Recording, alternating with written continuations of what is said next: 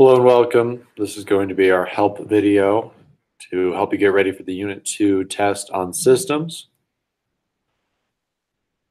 The review starts with a lot of word problems, so let's talk about how to address word problems. Starting with, I'm going to skip down to number 2. Number 2, Mr. Myers works in a music store. Last week he sold 6 more times than 3 times the number of CDs he sold the previous week. Mr. Myers sold a total of 110 CDs over the 2 weeks. How many CDs did he sell each week?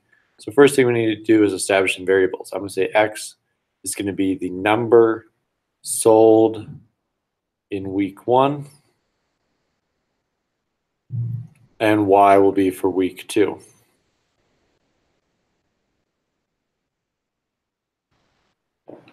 All right, so now that we've got some variables, we can go kind of reread the problem using our variables to write equations. He sold 6 more than, so 6 plus 3 times the number of CDs he sold the previous week. So that'd be week 1, X, and that equals Y. And then he sold a total of 110 CDs, so X plus Y equals 110. Now we can go ahead and try and solve this using our variety of methods. This is already kind of set up for substitution, so I might substitute in this 6 plus 3x in for y in this equation, and that would give us x plus 6 plus 3x equals 110. I'll move the 6 over and I'll also combine my like terms. 4x equals 104. Divide by 4, divide by 4. X equals 26. And then I can plug that back into either of these equations, but this one looks like a simpler place to plug it in to solve for y. 26 plus y equals 110. Subtract 26 from both sides. Y equals, what is that? 110 minus 26, 84. And that is, and you can go double check with the other equation, that is 6 more than 3 times this number. This is a word problem, so we should answer this as a sentence. I'll just say the sentence out loud. Mr. Myers sold 26 CDs in the first week, 84 CDs in the second week. The next one that's kind of tricky is number 4. This might take you back to some of the problems we were doing about Achilles racing a tortoise or Mr. Olson racing Usain Bolt. We've got a horse racing another horse, but one gets a head start, so we got to define our variables very carefully. I'm going to think of this as a graph. And on my y-axis is going to be distance down the track, and on my x-axis is going to be time. So let me try and draw a graph for Solomon. Solomon starts trotting at 10 feet per second, and the time starts when he starts trotting, because it's how long after Solomon starts. So he's going to start down here at 0. He's going to go with a slope of 10, so this gives me the equation y equals 10x. Now Chuck got a 3-second head start, and he moves 5 feet per second, so he gets a head start of 15. His slope is 5, so he's going to be coming down here like this. Y equals 5x plus that 15-foot head start. And so this is sort of like y sub 1, y sub 2, but the question asks when they cross. And so when they cross, their y values are the same, so we can just think of it as y. And now we can, set these two equal to each other and solve. But I'll let you guys do that. I think you guys finished that one up. And numbers 5 and 6, I think, are real similar to some homework problems we've done. So let's just keep moving. Numbers 7 and 8 ask us to sketch systems of inequalities. I'm going to do number 8 since it's going to require a couple extra steps, since these are in a standard form type of way of being. What I want to do is get them into slope-intercept, so I'm going to copy it down. And then as I attempt to get into slope-intercept, what I'm really doing is trying to isolate y, get the other side to look like mx plus b. So I'm going to subtract x from both sides. Negative 3y is less than negative x minus 6. Divide both sides by negative 3. And I'll get y is greater than 1/3 x plus 2. Hopefully you noticed my inequality flipped there when I divided by a negative. That's our rule with inequalities. So now I'm just going to graph this just like it's a normal linear inequality. Point at 2, up 1 over 3, or down 1 backwards 3. Connect those with a dotted line because it doesn't have the or equal to. Still not done, got to do my shading. This is a greater than symbol, greater than, think above. We're going to shade into this region up here. All right, now we move on to the other one. X plus y is less than or equal to negative 2. I'm going to subtract x from both sides. Y is less than or equal to negative x minus 2.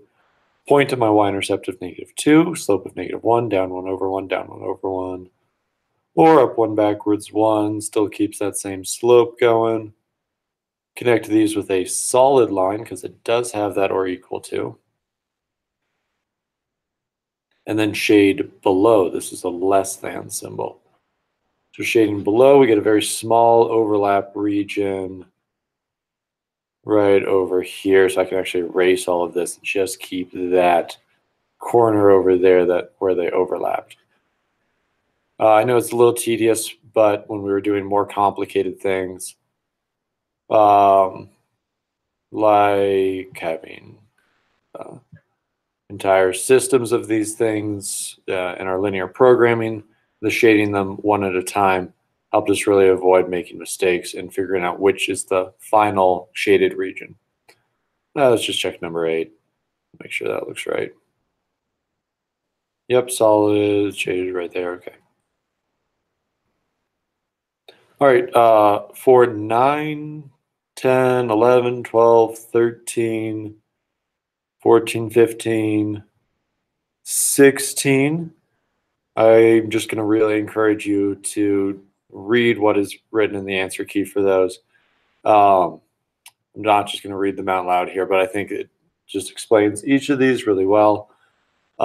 Yes, I am serious about this answer to number 12. A reasonable first step in solving by graphing is to get out graph paper. You cannot solve without it. The reason I'm saying this is that's one of our limitations with graphing is if you don't have graph paper, we can't use this method. Maybe we could sketch a graph and get a reasonable answer, but without graph paper, you really can't solve those. Let me see if the rest makes sense. Multiply the top equation by 4 here. That gets you a 0 pair with your x's. Subtracting 3y, that helps isolate x there. This is a good explanation for number 9. You should read it. This is a good explanation for how elimination works. You should read it. In substitution, you got to isolate a variable. This is a good explanation of how that works. And solving with matrices. This is a good first step, adding 2x to both sides of the first equation, because we need to get all of our variables to the left-hand side. Everything needs to be alphabetical in a standard form before we can use matrices, just like how we see in the answer for 16. But let's go do number 16. All right, 16. What is the correct way to represent the following system with a matrix? So first, we want to get everything alphabetical, standard form, RST. It looks like it's actually already done like that. Next, we draw a 3x4 matrix. So essentially just brackets big enough for 3x4. We title our columns R, S, T, and this last one, you could just say answer. And then for each equation, you fill in the coefficients. The coefficient on R is -2. The coefficient on S, well, it doesn't have an S, so that's a 0. On T is -5, and then the answer is 17. Next one, we have 5 r's, no s's again, and negative 3 t's, and then a 4 over here, and our last one is negative 1 r, and negative 1 s, and negative 3 t into 12.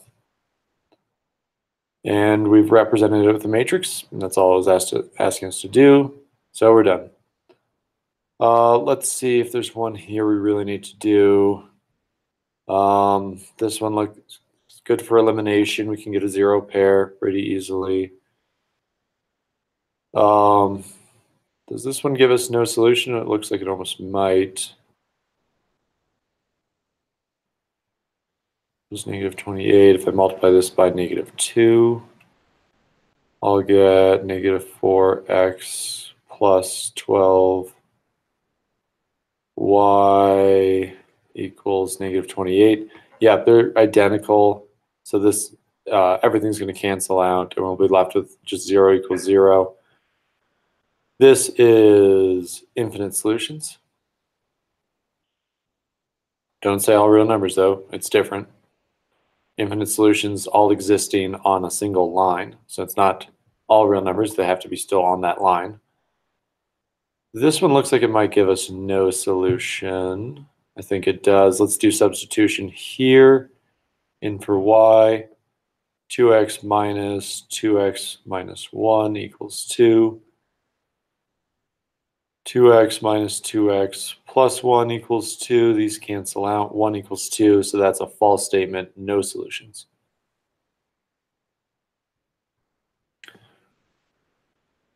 All right. Number 21, shade the correct region in the graph below that corresponds to the following system of inequalities. So I'm going to shade everything and just keep my overlap. X is less than 6. That's this line here. I want to shade this side of that. All right, y is less than 5. This is my y equals 5 line. I want to shade below that. All right, and I'll keep my overlap, which was this part here.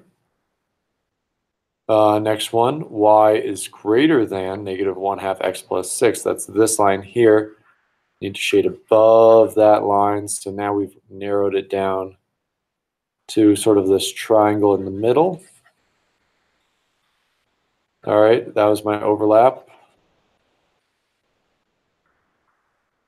All right, and now we want to shade less than negative 4. So here's my negative or positive 4. X is less than or equal to 4. So this is the less than side. The only part of that triangle that's getting saved is the part in this smaller triangle here. So the only region that should be shaded is here. This is kind of a side count problem because you might think it's over here. We need to be less than this line. That takes us over here. This line actually did not have any impact on the final feasible region. Which corner of the feasible region maximizes the objective function given here? Let's label its corners. 4, 5, 4, 4, and 2, 5. So z equals negative 2 times, I'll do my first one, 2 plus 6 times 5. That gives us negative 4 plus 30, 26 for this point here. So I'll write 26, maybe circle it. Negative 2 times 4 plus 6 times 5. That gives us a negative 8 plus 30, or a 22. So that's not going to be our maximum. Let's try the last corner, 4, 4. Negative 2 times 4 plus 4, 6 times 4. Negative 8 plus 24, 16. 16 is not going to do it. So the corner that maximizes is 2, 5. It's our winner. Graph the following system.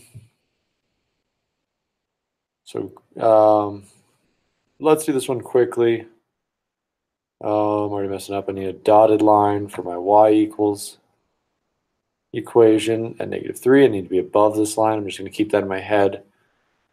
Less than or equal to 4, so I need to be less than this line here. So now I'm in this strip in the middle. Greater than -7, so dotted line here. Less than or equal to -1, so solid line here. And then just shade in this region here. All right, that's 22. Doing great. All right, 23. This is a word problem that always gives people problems. A boat traveled 504 miles each way downstream and back. Find the speed of the boat in still water and the speed of the current. So boat B equals boat speed. C equals current speed. Both directions, we travel 504 miles. But when we're going with the current, we get to add the speed of the current to the speed of the boat to find our speed across land or relative to the shore. That was our faster time, so let's multiply that by 14. On the way back, we still go 504 miles. Our speed is now the boat speed minus the current speed, which takes away from its speed forward or along the shore, times 28. A good way to start these problems is divide away this time at the end to just simplify things a whole lot and get two equations that are going to cancel really nicely. 504 divided by 14 is 36 equals B plus C. 504 divided by 28 equals 18 is B minus C. This is already ready to do elimination. Add them together. I'm going to get, let's see, that's 4454 equals 2B. Divided by 2, divided by 2. 54 divided by 2 equals 27. So the boat is going 27 miles per hour. And if 36 equals boat plus current, I could just do 36 minus 27 to get that my current is 9 miles per hour. It's a word problem, so I answer in a full sentence. The sum of the digits of a two-digit number is 15. When you reverse the digits, you increase the number by 9. Find the number. So x equals first digit. Y equals the second digit.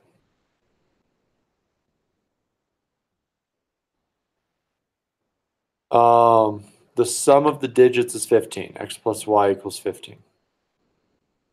When you reverse the digits, you increase the number by 9. So to get the value of our first number, the first digit would be in the tens column. So we could do 10x plus y to figure out what the number is.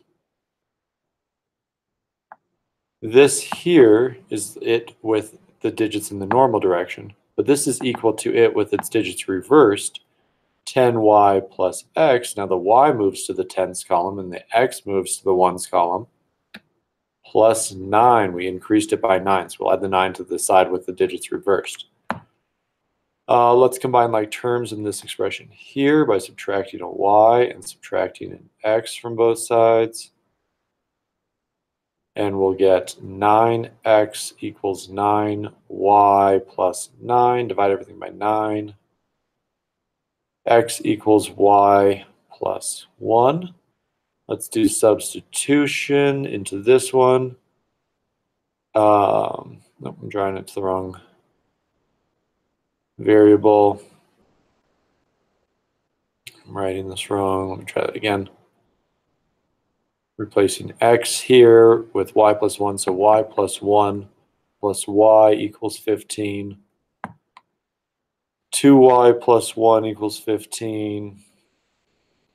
2y equals 14. Y equals 7, so that's the second digit. The first digit must then be 8. If I plugged it back in here, I'll get that x is equal to 8.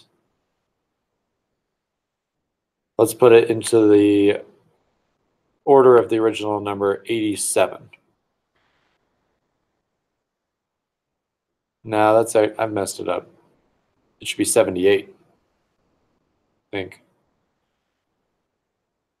Maybe I did this slightly backwards. Let's see, that's first digit, second. When we reverse the digits, you increase the number by 9.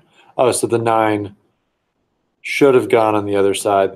That just threw things off by, this should have been slightly backwards. But 78 is our number. When we reverse it, it becomes 87, and that is an increase of 9. So this, I should subtract the 9 here. That's going to make that a negative. That's going to make that a negative. Negative. So we really had to add 1 to both sides. This should have been a 6. So we should have gotten that y equals 8. And when we plugged it back in, we would have gotten x equals 7. No problems as difficult as 24 coming at you on the test. Just wanted to put a real thinker on there. The word problems will be much more similar to that first page. All right.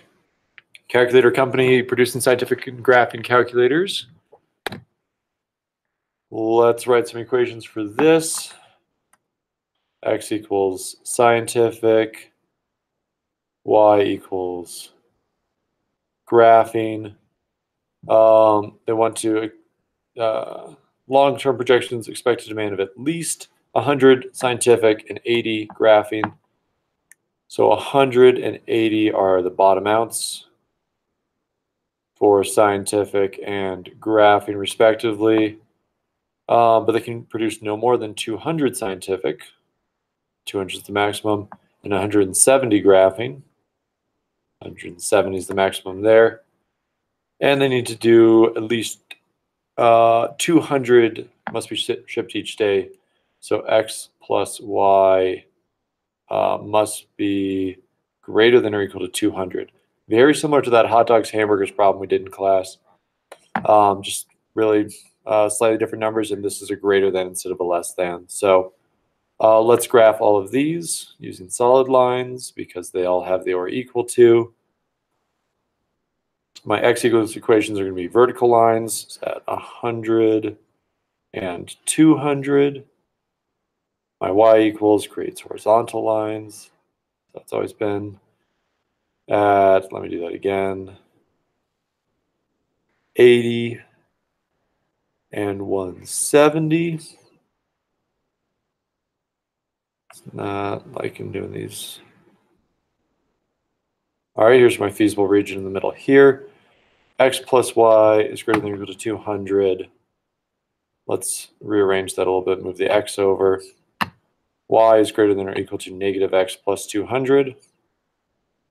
Put a point at 200, slope of negative 1. Solid line all the way across the graph. Try to hit all those ordered pairs. So we need to be greater than that, so we're in this region here.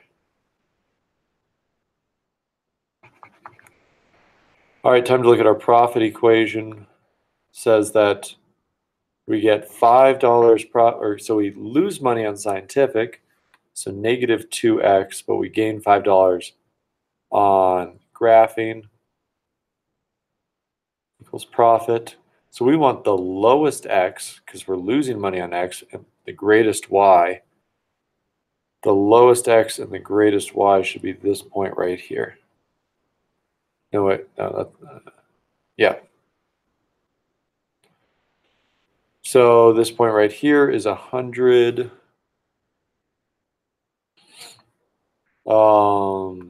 Scientific.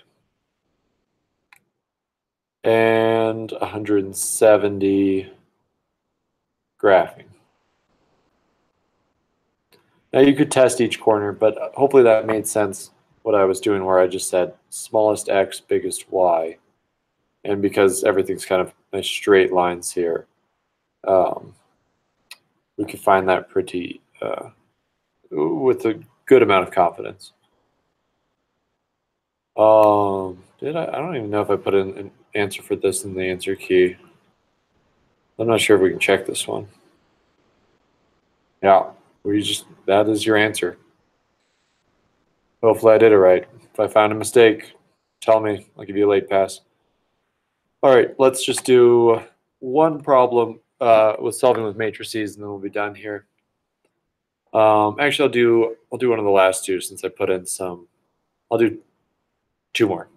All right, 28, just at random. It's already in standard form, so I can go into the matrix pretty quickly. I've got an X, a Y, a Z, and an answers column.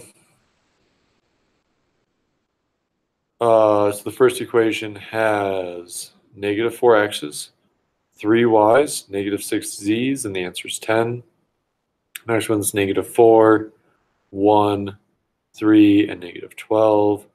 1, negative 3, negative 4, and 4. There's our matrix. It's time to put it into our calculator. Get out my calculator.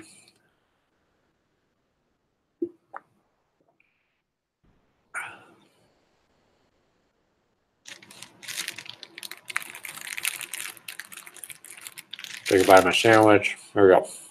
All right. So, and blank screen. We press second matrix. Go over to edit. You should probably already have a 3 by 4 in here because this is what we use the most of. But if you don't, you can change its dimensions up top.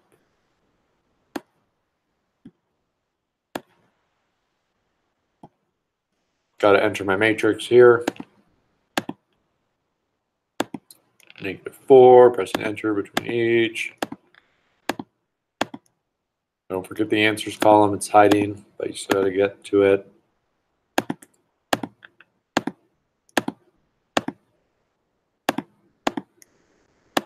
Being careful with positives and negatives.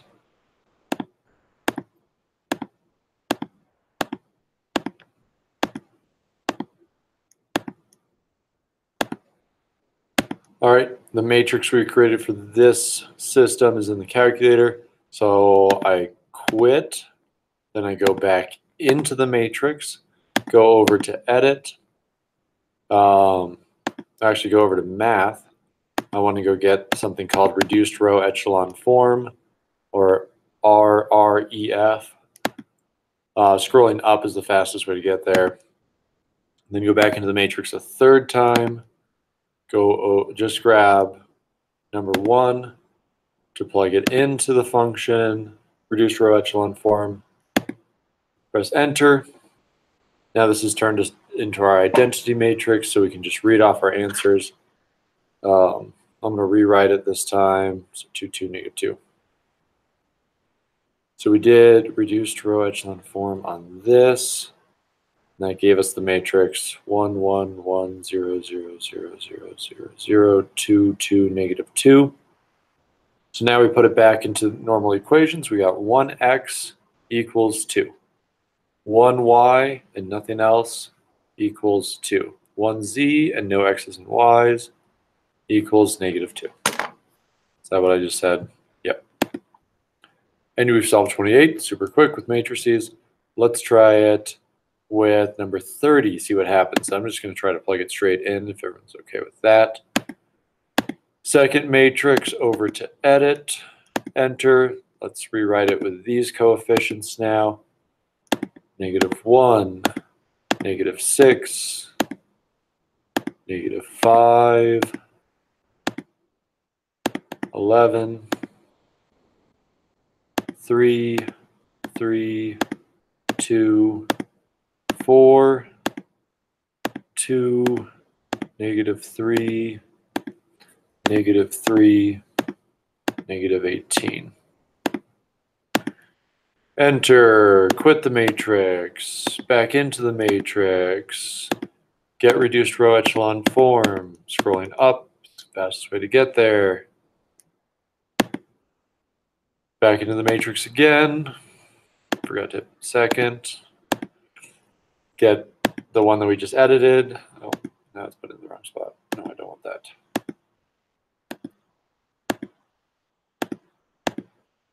Let's try it again. Okay.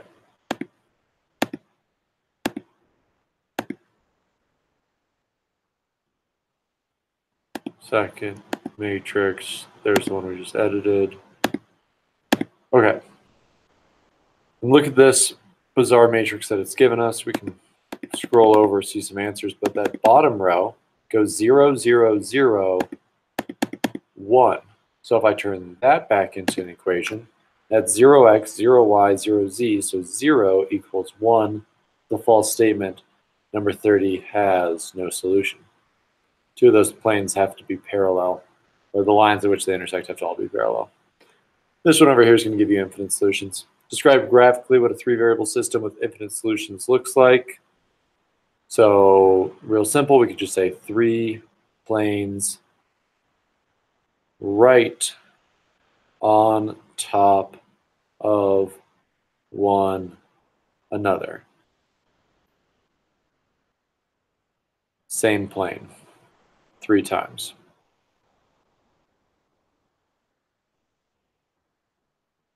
And that will give us infinite solutions. They could also all be intersecting along the same line, but this is fine for the test. All right, that's that for this review video. Hopefully that's been helpful, and have a good rest of your day.